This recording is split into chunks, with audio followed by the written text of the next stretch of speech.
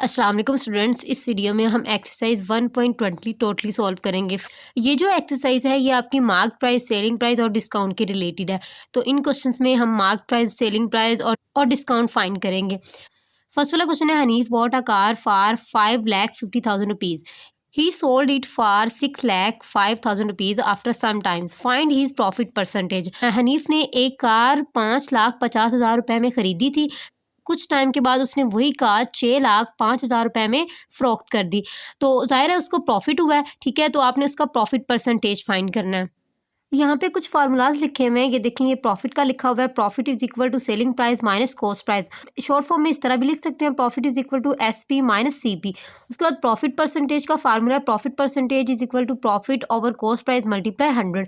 तो इन फार्मूलाज को यूज़ करते हुए हम क्वेश्चन सॉल्व करेंगे। यहाँ पे आ जाएगा कॉस्ट प्राइस और उसको शॉर्ट फॉर्म में आप CPV लिख सकते हैं, ठीक है।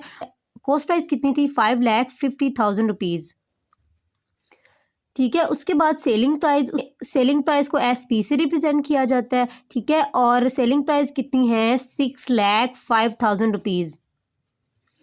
उसके बाद हमने पहले प्रॉफिट फाइंड करना है, उसके बाद उसका प्रॉफिट परसेंटेज निकालेंगे कि उसका प्रॉफिट कितना था, ठीक है। तो यहाँ पे फार्मूला आ जाएगा, profit is equal to SP minus CP, यानी कि selling price minus cost price.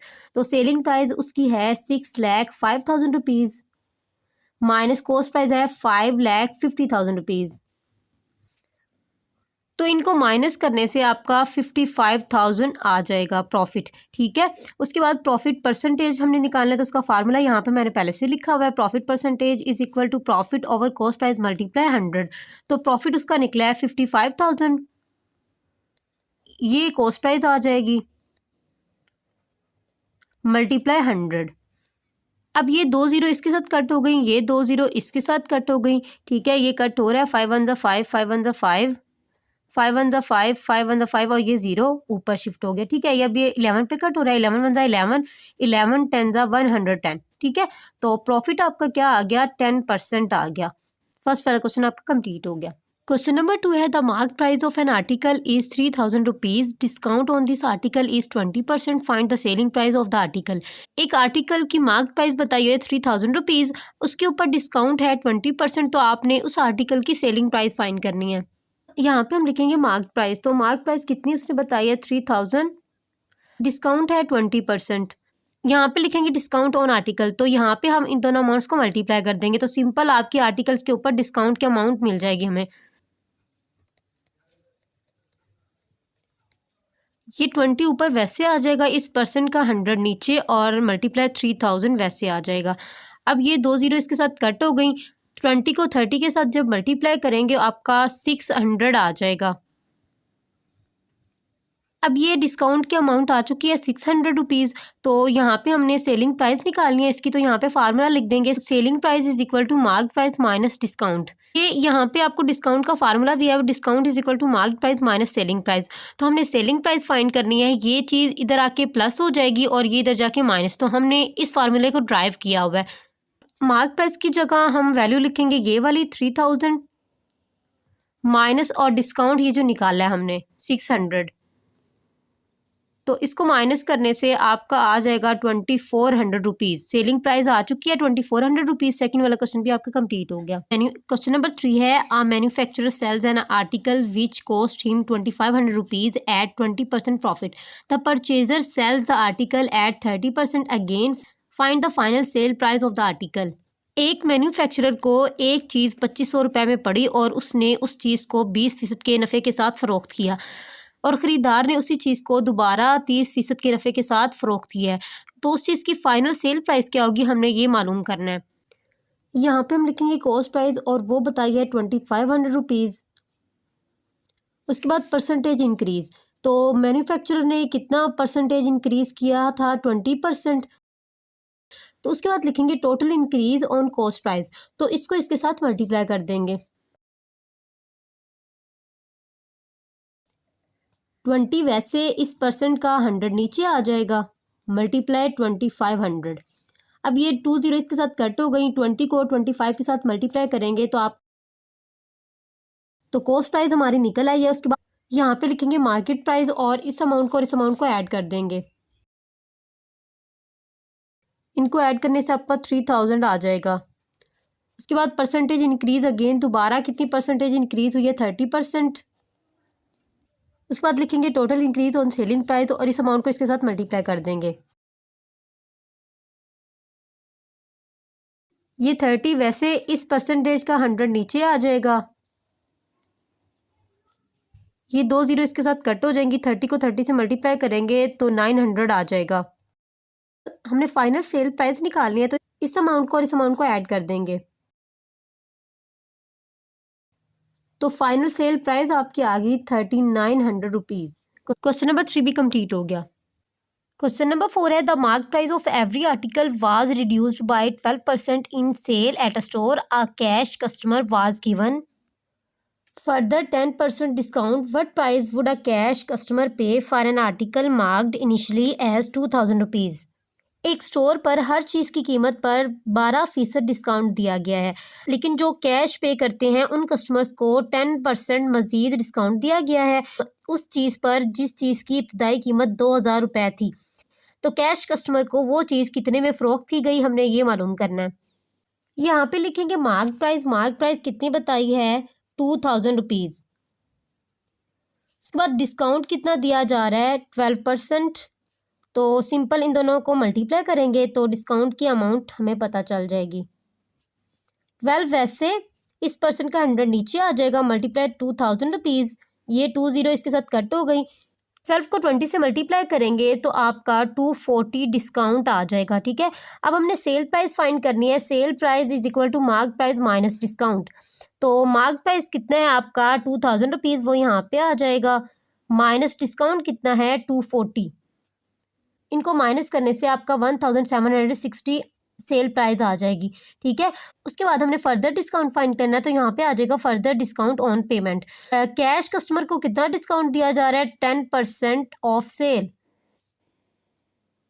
तो यहाँ पे 10 और परसेंटेज का 100 नीचे आ जाएगा, ऑफ की जगह मल्टीप्लाई का सेल कितनी निकली अभी आपकी 1760। ये जीरो इससे कट हो गया, ये वाला जीरो इससे कट हो गया, 176 को 1 से मल्टीप्लाई करेंगे तो 176 आपका डिस्काउंट आ जाएगा। ठीक है, उसके बाद हमने परचेजर प्राइस फाइंड करनी है, तो यहाँ पे purchaser price is equal to sale price minus discount आ जाएगा। सेल प्राइस आपकी ये है 1760 माइनस डिस्काउंट निकला है 176। इनको माइनस करने से आपका परचेजर प्राइस आपकी आ जाएगी 1584 रुपीज़। क्वेश्चन नंबर 4 आपका कंप्लीट हो गया। क्वेश्चन नंबर 5 है Tahir purchased 2 toys for his children. He buys Spider-Man and Barbie doll for 3000 and 5000 respectively. If a discount of 20% is given on all toys, find the amount of discount and the selling price for each toy. Tahir ने अपने बच्चों के लिए 2 खिलौने खरीदे हैं। उसने Spiderman का खिलौना 3000 रुपये में खरीदा और बार्बी डॉल 5000 रुपये में खरीदी।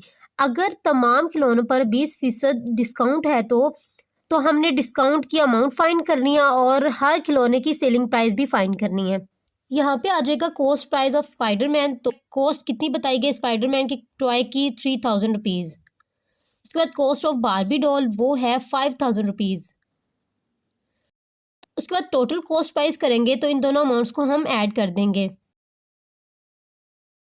तो ऐड करने से आपका फाइनल आ जाएगा 8000 रुपीज़।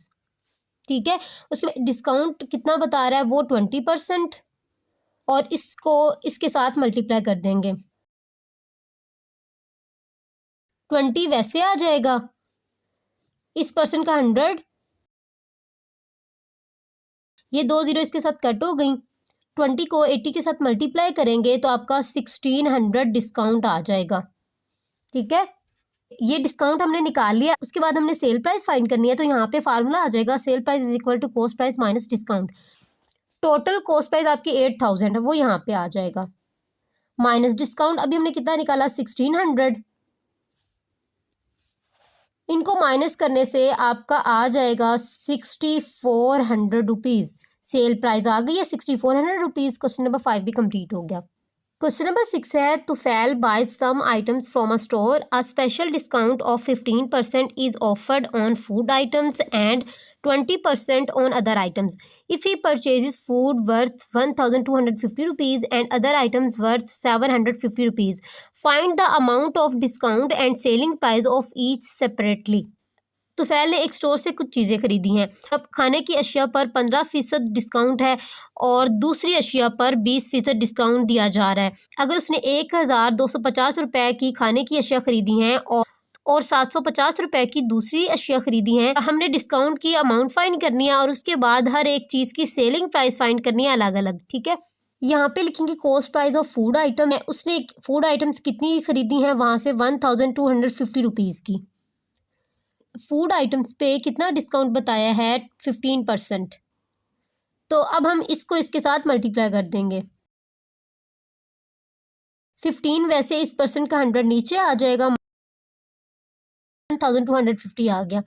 0 से 0 कट हो गया, ये कट हो रहा है। 5 3 ज़ा 15, 5 2 ज़ा 10।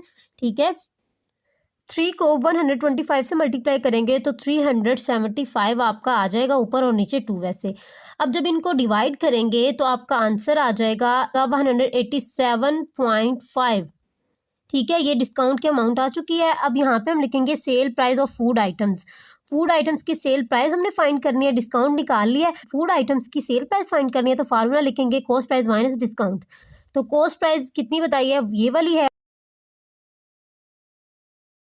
187.5। जब इनको माइनस करेंगे तो आपका आ जाएगा 1062.5। ये फूड आइटम्स की सेल प्राइस हमने निकाल ली है। उसके बाद अब हमने अदर आइटम्स की कॉस्ट प्राइस फाइंड करनी है। तो यहाँ पे लिखेंगे cost price of other items. तो उसने दूसरी अशिया कितने की खरीदी थी, 750 रुपए की, और दूसरी आइटम्स पे कितना डिस्काउंट दिया जा रहा है, 20%। डिस्काउंट की वैल्यू फाइंड करने के लिए इन दोनों को मल्टीप्लाई कर देंगे। 20 वैसे इस परसेंट का 100 नीचे आ जाएगा, मल्टीप्लाई 750।